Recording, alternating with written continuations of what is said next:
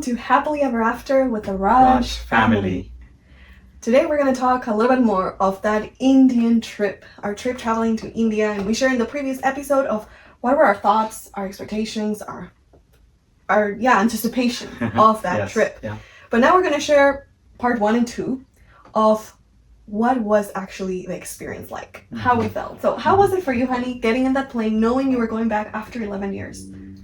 Well, getting on that plane I was really thrilled about how it was going to be.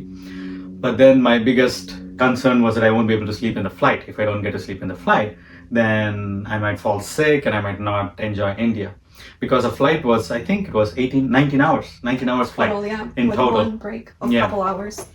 Yeah, so I was really worried about that more than anything else once we said. However, as we shared in the previous episode, we did take melatonin with us with several other things that we wanted to take for precaution. So I took some melatonin. I slept for maybe a couple hours and I didn't fall sick. Praise the Lord. I didn't fall sick at all. Yeah. That was my first time traveling that long. I've traveled for like 9-10 hour type of trips, South America, Europe, but besides that, so it was like you go to Europe and that's halfway. And then you take another flight and it's like even longer. So I was like, wow, how I'm gonna handle, how is my body gonna handle? But I'm good at sleeping on flights, so most of the time I slept. So actually, I think maybe I took melatonin just to relax and sleep even harder during the trip. So I would wake up for some meals or use the restroom and then I would sleep. So I hardly moved. And I got some edema. My legs were like heavy and kind of full of fluid, and my feet, when we arrived, it lasted like for 2-3 days. They were really not doing the greatest, like just really retaining liquid. So that was different, and I realized, okay, I was sitting for a long time. She was hibernating, basically. She slept the whole time. I was kind of jealous about her because how is she able to sleep so much? But I also was doing other things, and I was relaxing, and I did sleep a little bit, but I would have loved to sleep as much as she did. But it all worked out. The funny thing is that when we arrived, it was night. So we went to bed again. We took another melatonin. So for me, it was like I slept throughout most of the flight. Then I slept when we arrived. So the next morning, we take a picture, and then I send it to my friend, and she's like, you look really good. You look really refreshed. And I was like, technically you feel tired because all the trip and just going here and there and all the time change, because it's how many hours from here, the East Coast? 9.5 hours ahead of us. So that's a big time change. But we actually didn't feel as strongly the jet lag. Thanks to our melatonin. Because at the beginning we would go to sleep tired because we wouldn't sleep in the day. And then around 2-3 a.m. we would kind of wake up feeling that's it. So that was like the middle of the day here or something, right? 3 a.m. So anyways, we were really messed up with the times, but we looked so fresh, happy, and nice. The first days was like amazing. And I think it really was the melatonin that helped us really well, that we could get into that schedule quickly. Even though the first couple nights we did struggle, we would wake up like every 3 to 4 hours we would wake up, but then we would take half a melatonin and then we would fall back asleep. And that helped us to get in that rhythm.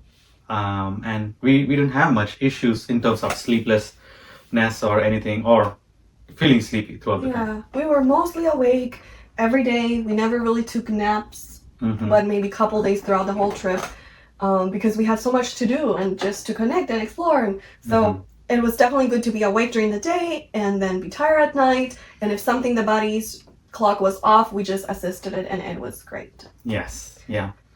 Did you have any other point you wanted to share? No, about this? This part? Yeah, and we definitely survived, thankfully, because of the melatonin, enough water. If you want to know more about what all did we do for our preparation to go to India, you'll have to watch the previous episode. And we share more details there as to what all we took as our precautions and all. But now, we did have enough water, a water filter that we could just drink freely and not have to worry about getting infected or anything. Yeah, and most of the places do have bottled waters. They know that it's important, so they kind of are prepared with that, or you can also buy it freely, like it's not a big deal. And sometimes we even put that inside our water bottles, Yeah. which were filtered. So it was like super filtered things we took. So that was a great start. Yeah. And then I remember the first hotel we stayed for. No, as soon as we entered the airport, how did you feel? Well, it was a very fancy airport, so I felt like, whoa, this is a very fancy location. Because Bangalore in India has a very well decorated, filled with plants and natural plants inside the airport. Outside the airport is all built like with bamboo type of woods. So it was just very cute, very fancy and big and better than many other airports I've seen. And also for me, that was the first time in that airport. So for me also, I was enjoying everything. But going through the immigration officer saw and he said, "Wow, it's been a while since you left India." I said, "Yes." "Oh, so you're settled in the US?" "For now, yes." It's been a while, so welcome back to the country. It was nice. I wasn't sure how everything was going to go. We haven't like traveled frequently to India and got back, especially me. So for me, I wasn't sure how everything was going to go. I originally planned to go to India in 2020 before I met Debbie. I was making plans in 2019 so that in 2020 I will go to India and Germany. Those are two countries I was really planning to go in 2020. I was saving up some money here and there. But obviously, as we all know, COVID hit and different countries were actually the whole world was shut down. There was no transportation and all of that. So for me, going back after 11 years, it was also very thrilling. Like, it was so hard for me to believe that I am in India. I'm in India with my wife. And I kept asking her, "Can you actually believe we are in India right now? Like, we are in Indian soil. Can you believe it? Can you see it?" As much as we were tired, at least I was tired, I was soaking up as much as I can, enjoying those first moments. We also had a friend who was surprising the other friend who is living in India. So we had a couple that came with us, and one of them was surprising our friend. And so I was recording the whole video as to how it was going to go. And of course, our friend in India was really shocked and surprised. He was like, "Wait a minute, I thought you were not coming to my wedding. This is great." So it was a beautiful, beautiful experience as soon as we got to India. That was a super nice thing as well, to travel with friends and that are from there as well. So I felt so well accompanied with 3 Indian people around me, and just feel like family, friends doing the trip together really made it special as well. We had fun at the airports and the how do you call it?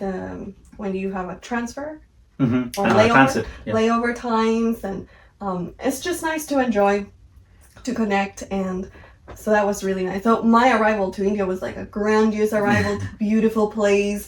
Our friends got me a gift from the airport, and I was just feeling like royalty arriving to an amazing country where from the get-go it started to show signs of how the culture is. That giving spirit that I didn't know how it would continue in the upcoming days. But so it was very, very meaningful, very beautiful, and nothing that could give me hints of like what I kind of expected or thought about India before. So and the next experience is a typical Indian experience. So there is how many of us? 1, 2, 3, 4, 5, 6 of us in a car with 1, 2, 3, 4, 5 huge luggages, and then 4 carry-ons and 2 backpacks. So we made everything fit in, and we all fit in. Debbie was sitting on my lap. We are married, so we can do that. But anyway, just make it work, whatever it takes. It was so fun and funny, because as soon as you enter into the country, you have that experience of India.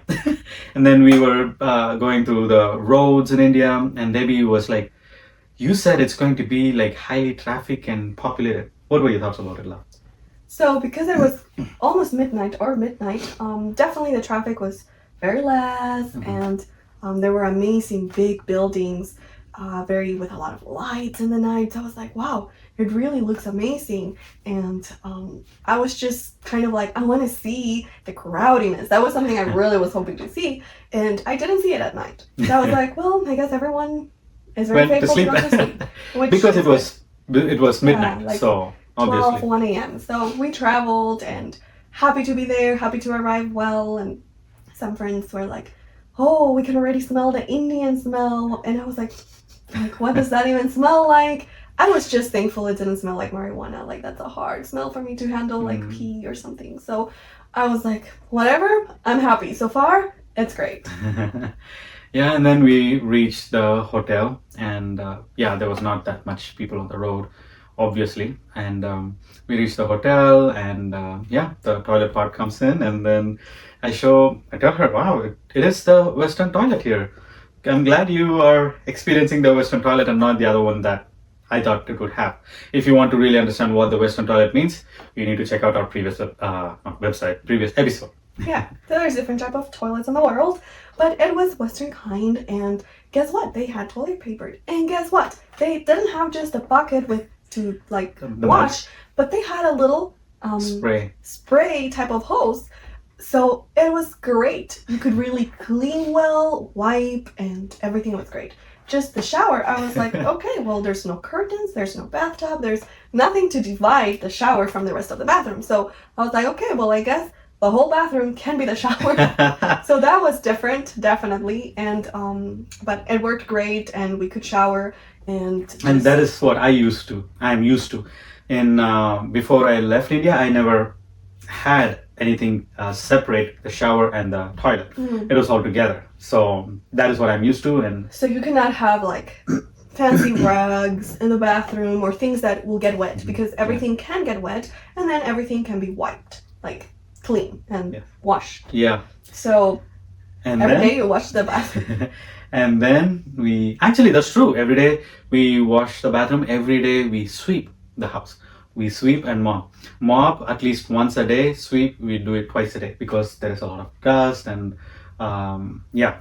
So we always, it is a very common custom. Yeah, we sweep twice a day and mop once a day. And then the toilet is also cleaned every day. So cleanliness, you don't need to be a fancy country to have cleanliness. You can have cleanliness in your home, in the environment you choose to live, and it's so good. Yeah. Now we go to sleep. Oh, we slept pretty good, and I think we did wake up around 6:30 or something. We woke up early. We were ready to try what? Our breakfast. That hotel had a buffet breakfast with Indian food. So our friends that traveled with us and us, we were all ready for breakfast. As soon as it opened, we were there. We were the first people, actually. Yeah. And they had idlis, chutney, sambar.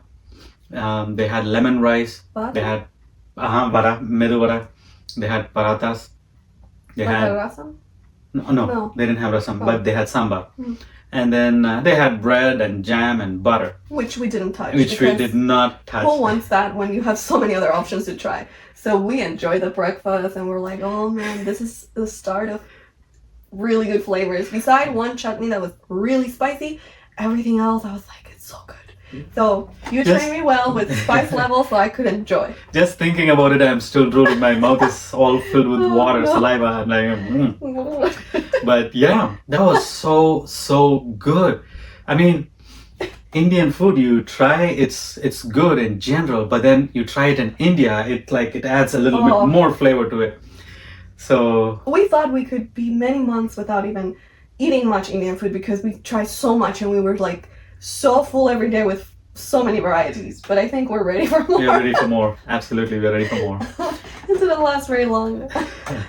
And one of the things, talking about food part, we will share a little bit more our experience in general, but one of the things that I was really looking forward to was having biryani in India. And I'm still drooling. Excuse me. So since we landed in India and since we left India, and by the time we left India, there was only one day I did not eat biryani.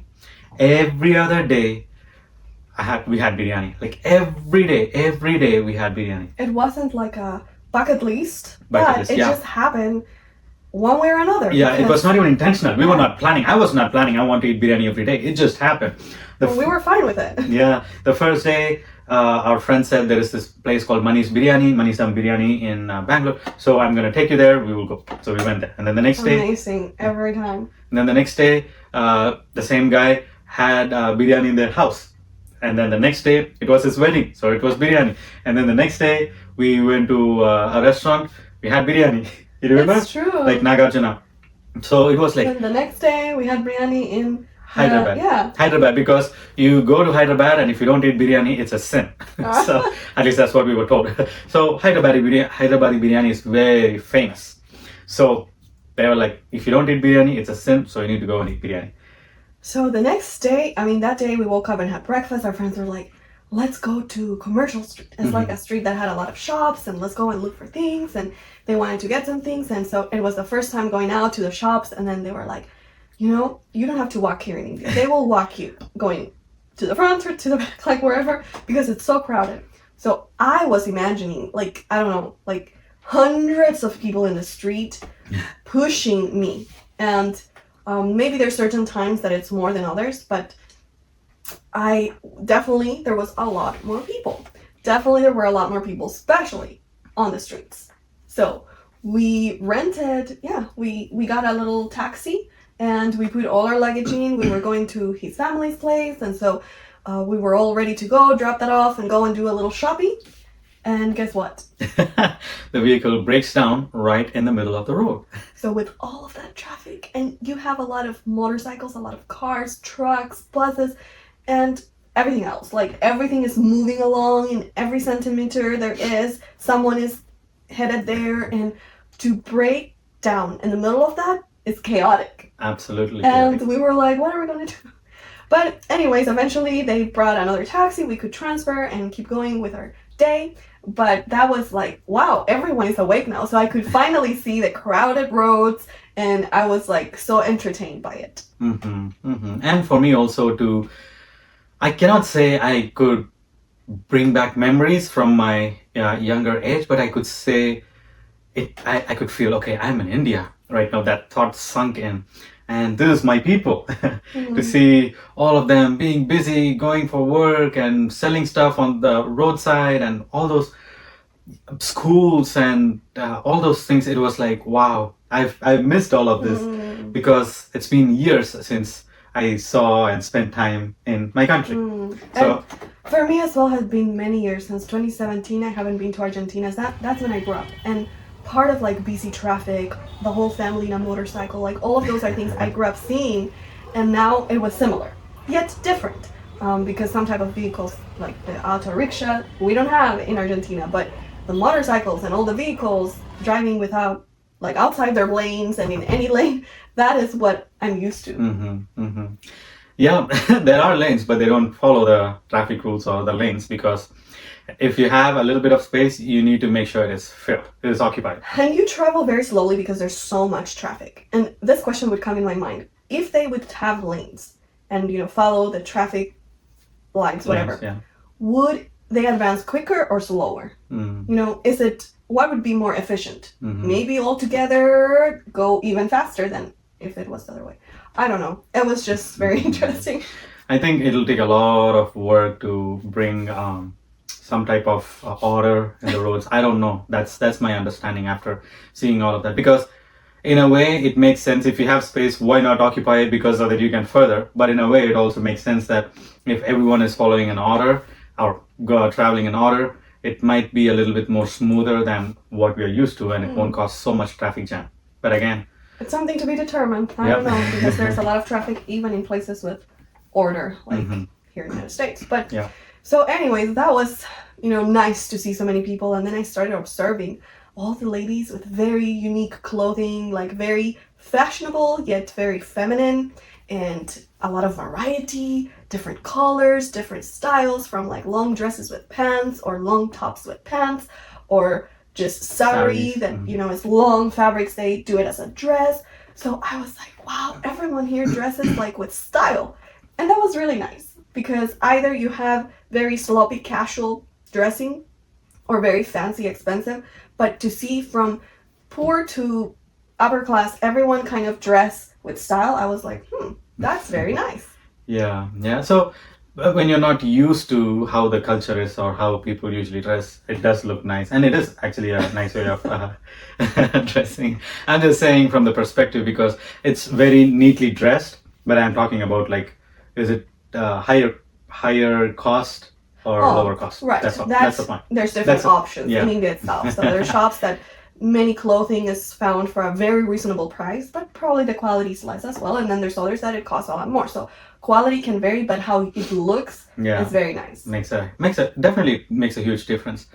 And then the next part is there anything else that you wanted to share in terms of the dress and fashionable stuff? I mean, not specifically. I shared. You sure? You don't want to share about what you're wearing this is later. Oh, you want to share it later? Okay, that's fine. I'm just trying to get ahead, but we'll take it one step at a time. Yeah. The next one is the wedding. Actually, even before the wedding, we went to church, and I got to meet one of the pastors that did the memorial service for both my grandfather and my mom. My grandfather, before he passed away, he specifically said, it is this pastor who needs to do the memorial service for me. And the same thing with my mom. And after like 15, 16 years, it was huge for me to see him and to spend time with him. First, he didn't recognize who I was, obviously so. And then I told him my mom's name. I'm Mrs. Ravi Kumari's son. And then he immediately shouted, "Oh!" And he remembered, and that's huge for me as well, because we've been good friends. Like our family has been good friends with him for years, and he's seen the struggles we've gone through years ago and all of that. And for him to see me now, and for me to see him, he's still going on. He is about to be 80, right? He's about to be 80, and he's still preaching with God's power. And you can hear in his voice, in his tone, like it's not some 80-year-old, oh, I'm trying to struggle to live, but speaking with power. And I was really thrilled about it. And to know that he remembered me, because I was just a little kid running around with my shorts on, I wouldn't think that he would remember, but he remembered. And then he immediately went and introduced me to his wife as well. She also remembered. And it was a beautiful experience for me to know that someone that I respected so much, and not just me, my whole family respected so much, still remembered us.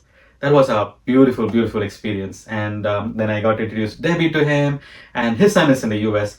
And maybe one day we will connect with him. Who knows?